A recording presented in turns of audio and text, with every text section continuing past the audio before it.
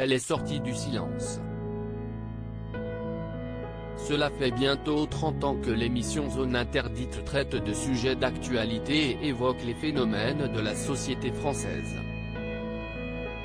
Lors du dernier numéro, diffusé le 23 janvier dernier, Ophélie Meunier et son équipe se sont intéressés à l'islam radical.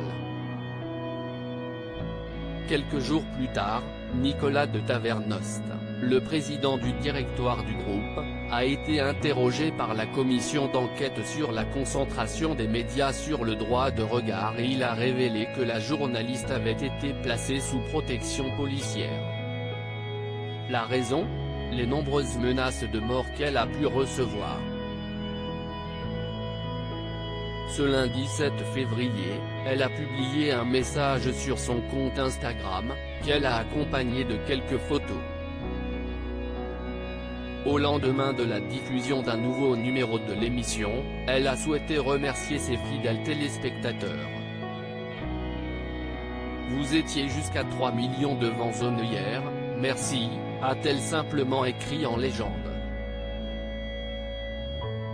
Une prise de parole courte mais suffisante pour rassurer ses abonnés, inquiets pour elle. En commentaire, elle a pu compter sur leur soutien. Elle a repris le boulot. Quelques jours après les révélations de Nicolas de Tavernost concernant les menaces de mort, c'est le producteur de l'émission Zone Interdite qui a pris la parole. Invité d'Europe 1, Jean-Marie Tricot a donné des nouvelles rassurantes de la journaliste. En effet, malgré les nombreuses menaces de mort qu'elle a pu recevoir, il a assuré, elle va bien. Il a ensuite précisé que cette situation est toutefois très compliquée pour elle.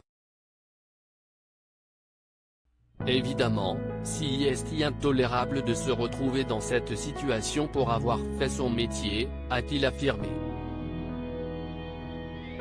Bien décidée à ne pas se laisser atteindre, Ophélie Meunier est retournée travailler. Elle fait face, elle travaille. Elle est revenue au bureau. Mais, je ne vais pas vous raconter d'histoire, c'est une situation qui est très difficile à vivre, a-t-il confié. Plus récemment, c'est le parquet de Paris qui a pris les choses en main. Ce lundi 7 février, suite à la plainte déposée par la journaliste, une enquête pour menace de mort a été ouverte. Pour rappel, dès le départ, la justice avait rapidement réagi en lançant des investigations et en plaçant la journaliste sous protection policière. Ophélie Meunier, qui a souhaité la soutenir publiquement. Il s'agit d'une situation très difficile à vivre pour Ophélie Meunier, qui a pu compter sur le soutien d'autres personnalités de la télévision. C'est symptomatique de l'époque. Les identités sont de plus en plus radicales, en tension avec la volonté de défendre son identité au mépris de la loi, avait d'abord affirmé Harry Roselmack avant d'ajouter, c'est un délit de menacer quelqu'un de mort. C'est inacceptable dans une démocratie, avait-il conclu. Arthur avait apporté son total soutien à la journaliste avant de s'indigner du silence effarant de la profession.